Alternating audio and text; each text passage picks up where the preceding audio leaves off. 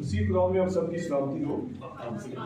खुदावंद का शुक्र करते हैं जो भला है और जिसकी शफकत अवधि और जिसकी वफादारी पुष्ट दर पुष्ट कायम रहती है। हमारा जिंदा पाक खुदा अपने लोगों को चुनता है, बुलाता है और उनको भेजता है। किस लिए? ताकि हम उसके नाम की बढ़ाई कर सकें, ताकि हम उन लोगों को जो तारीकी में रहते हैं उनको उस निजात की रोशनी में ला सकें जो उसके बेटे यीशु के वसीला से हमें हासिल है।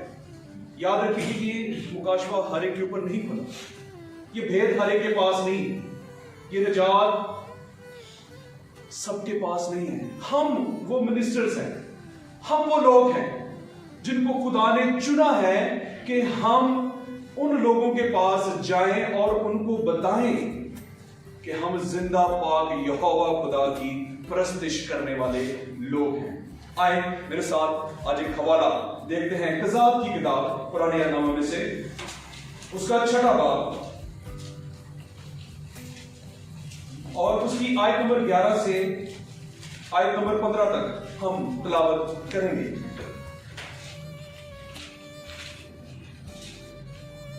कज़ात की किताब उसका 6वां बाब और उसकी आयत नंबर 11 से आयत नंबर 15 तक खुदावंद के जिंदा पाक कलाम में यूं मरकूम है। फिर खुदावंद का फरिश्ता आकर उफरा में बलूत के एक दरख्त के नीचे जो योआस इब्न अज़री का था बैठा और उसका बेटा जदाऊन मैं के कोल्हू में गेहूं जार रहा था ताकि उसको मदियानियों से छुपा रहे। और खुदावंद का फरिश्ता उसे दिखाई देकर उसे कहने लगा, ए जबरदस्त सूरमा, खुदावंद तेरे साथ है। जदाऊन ने उससे कहा, ए मेरे मालिक, अगर खुदावंद ही हमारे साथ है तो हम पर ये हादसे क्यों गुजरे और उसके वो सब अजीब काम कहां गए जिनका जिक्र हमारे बाप दादा हमसे यूं करते थे कि क्या खुदावंद ही हमको मिस्र से नहीं निकाल लाया? पर अब तो खुदावंद ने हमको छोड़ दिया और हमको मदियानियों के हाथ में कर दिया। तब खुदावंद ने उस पर निगाह की और कहा कि तू अपने इसी जोर में जा और बनी इस्राएल को मदियानियों के हाथ से छुड़ा। क्या मैंने तुझे नहीं भेजा? उसने उससे कहा, ए मालिक, मैं किस तरह बनी इस्राएल को बचाऊंगा? मेरा घराना मनस्सी में सबसे गरीब है और मैं अपने बाप के घर में सबसे छोटा हूं। खुदाओं की पाक कलाम का पढ़ा और सुना जाना हम सबों के लिए बाइसे बरकत हो। आमीन। जदौन इस्राएल का 5वां काजी योआस इब्न अज़री का बेटा मनस्सी के कबीला से खुदा का ममसू, खुदा का सूरमा। जदाऊन का लफ्जी मतलब ही लड़ाका, जबरदस्त सूरमा, जंगजू है। और खुदा का सूरमा, खुदा का जंगजू छुपा हुआ बैठा है।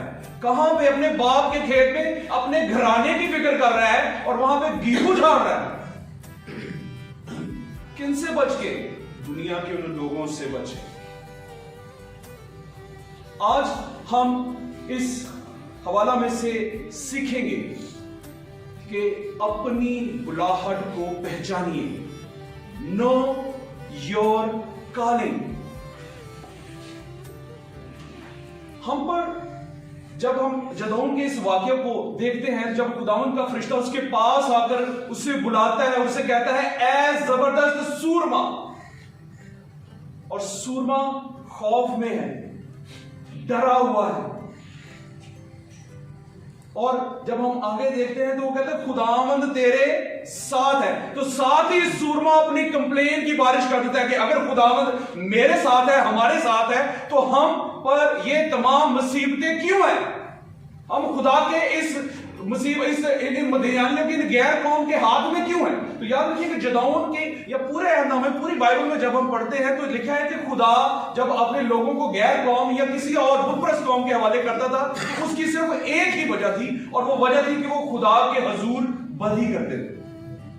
हम भी जब बदी करते हैं खुदावंद के हजूर, बेशक हम सूरमा है, बेशक वो खुदा के चुने हुए लोग हैं, खुदा के बुलाए हुए लोग हैं, तो भी हम अपने गैर कौमों के हाथ में रहते हैं। हम अपने इर्द गिर्द की मिसालों से ये चीजें देख सकते हैं।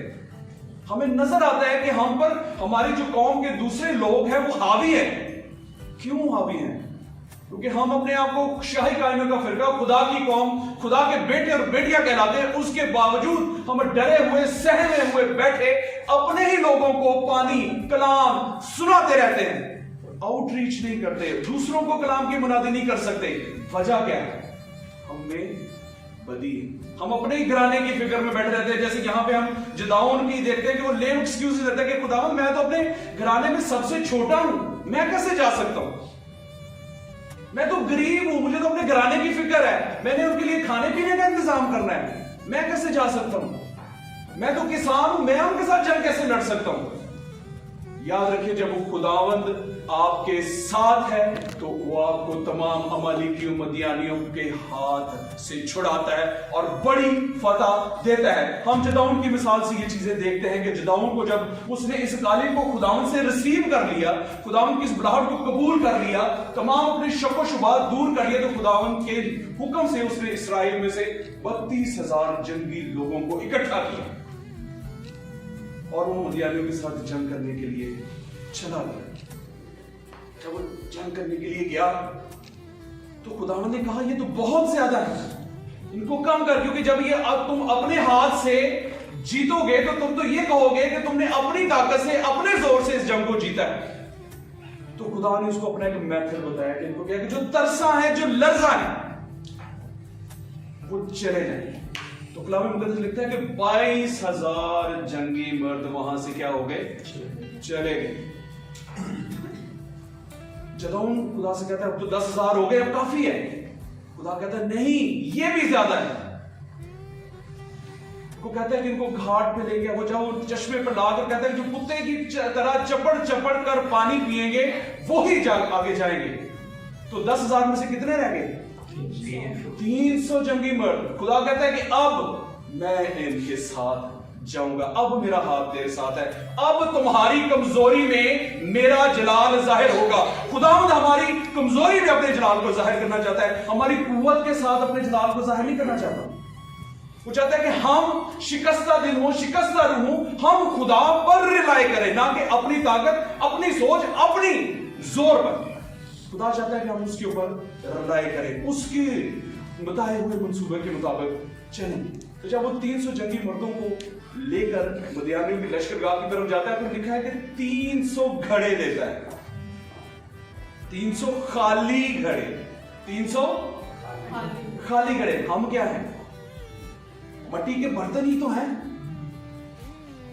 वो घड़े किस चीज के थे? हम क्या हैं?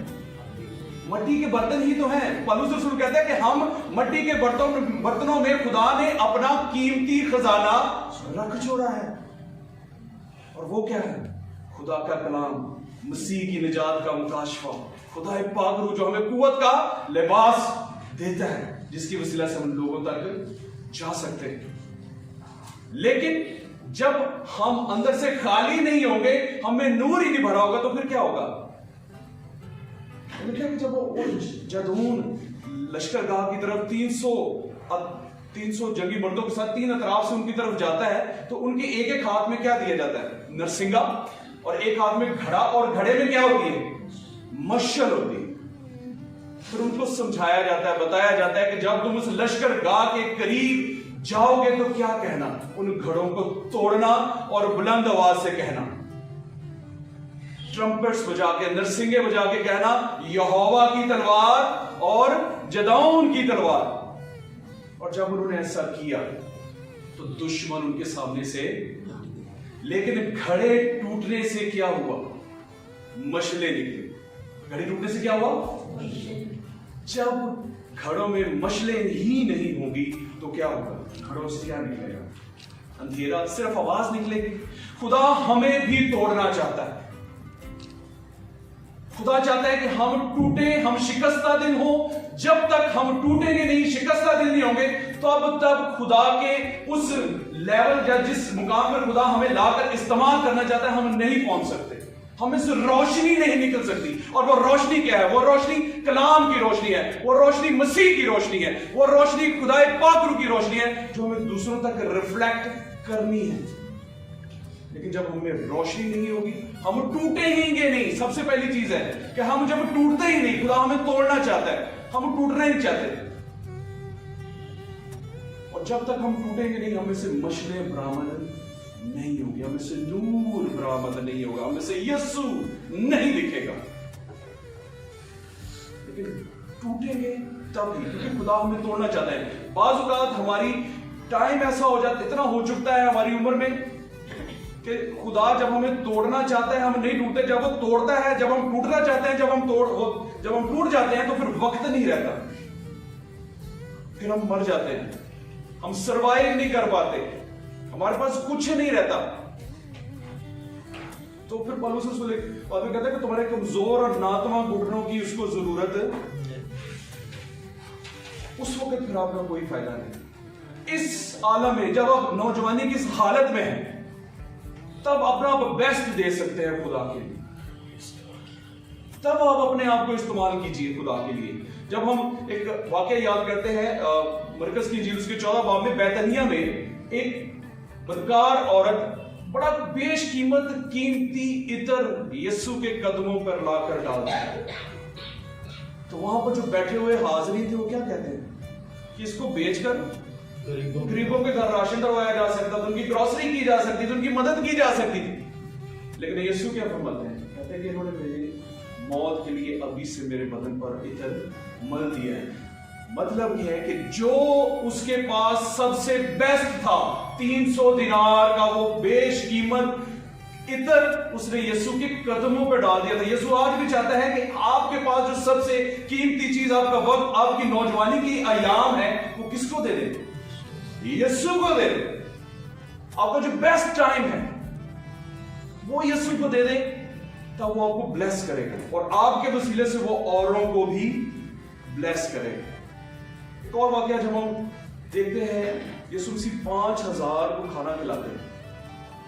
3 दिन से लोग उसके पीछे कलाम सुनने के लिए, निजात पाने के लिए, मौजे देखने के लिए, शिफाएं पाने के लिए।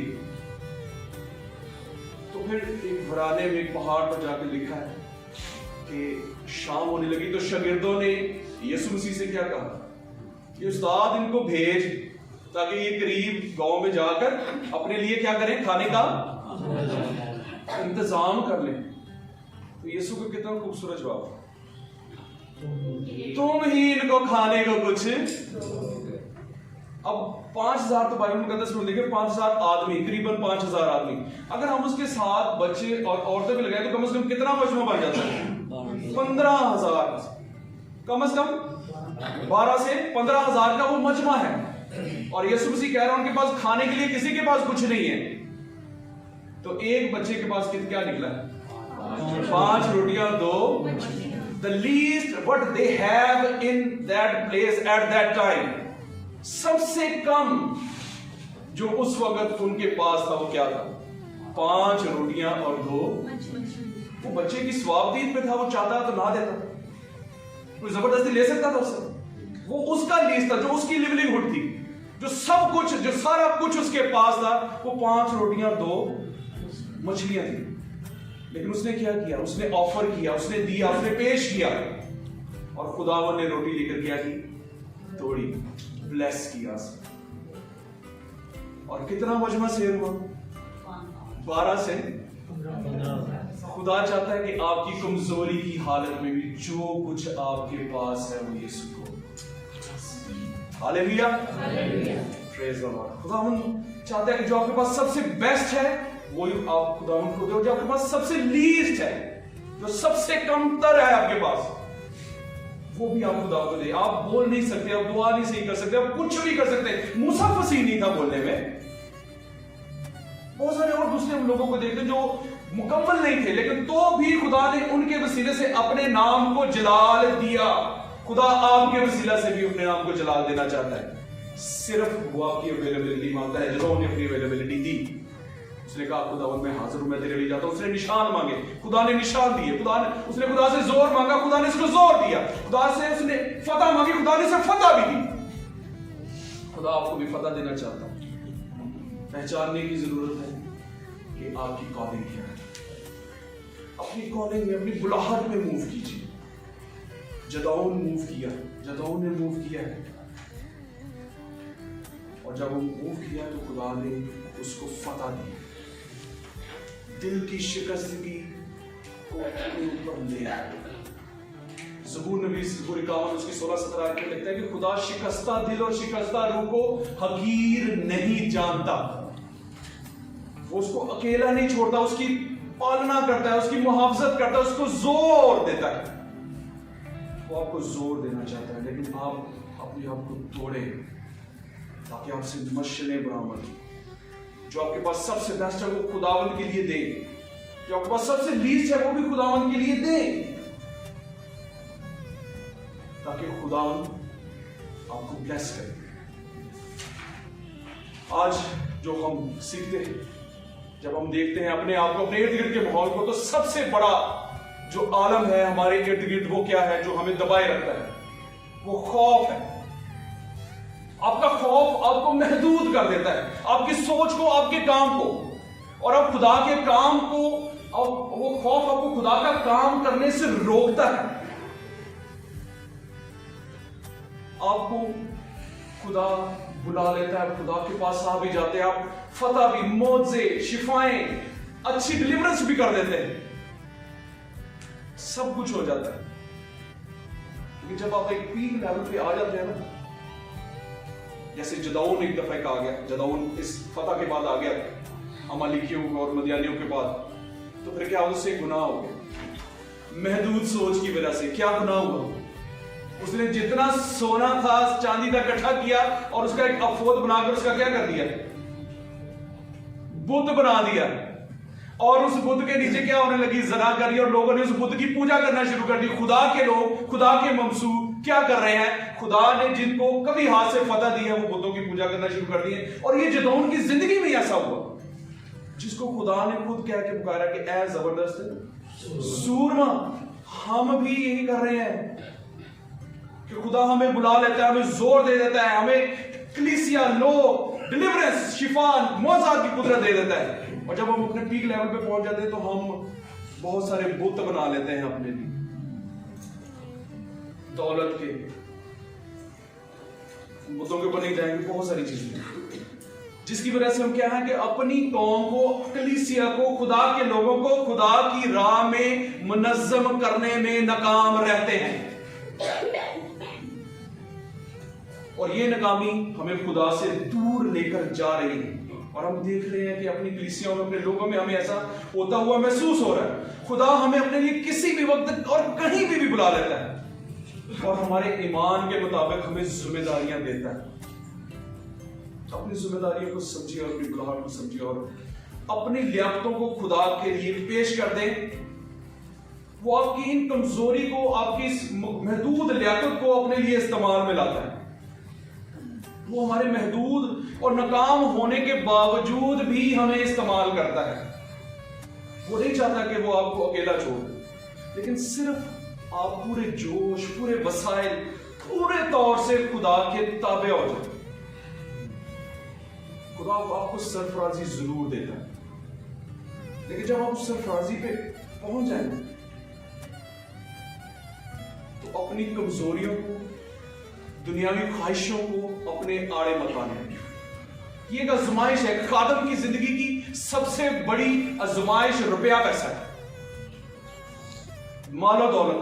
तो मालो दौलत का, वो पैसे का, शुक्रगुजारियों का बुत बना लेता है अपने पास, और रुपये पैसे का वो बुत बना लेता है, जिसको शुक्रगुजारियों की शक्ल में लोगों से लेता रहता है कि जी प्रॉस्पेरिटी गॉस्पेल लोग प्रीच करते हैं कि तुम ये करो तो तुम्हारे लिए खुदा ये कर देगा, ये कर दे तो ये कर देगा। खुदा सिर्फ हमारी अवेलेबिलिटी चाहता है। वो हमारी कमजोरी में भी अपने जलाल को जाहिर करना चाहता है। पौलुस रसूल लिखता है कि उसने कमजोर और बेवजूद और बेवकूफ और निकम्मों को चुन लिया ताकि उनमें उसका जलाल जाहिर। इसलिए आए जरूरत कि आप अपनी जिंदगी के जैसे मर्जी कमजोर लम्हात में हो, हालात में हो, नाकामियों में, तो भी खुदावन की खिदमत में मुस्तैद रहें। अपने इर्द गिर्द की इन तमाम माहौल को देखिए, जानिए, पहचानिए और इसको खुदावन के नाम के लिए, जलाल के लिए इस्तेमाल करें। एक कुछ सेट करें एग्जाम्पल को। अब पुरजोश खादम के तौर पर, एक अच्छे पारसा और सच्चे खादम के तौर पर एक एग्जाम्पल को सेट कीजिए अपनी कलीसिया के लिए, अपने लोग के लिए, ताकि लोग दूर से देखे जाने कि देखो ये है वो खुदा का बंदा जो खुदा के लिए अपने आप को मुकम्मल तौर से सर्व करता है। खुदा इस कलाम की वसीला से आपको और मुझे बड़ी करे।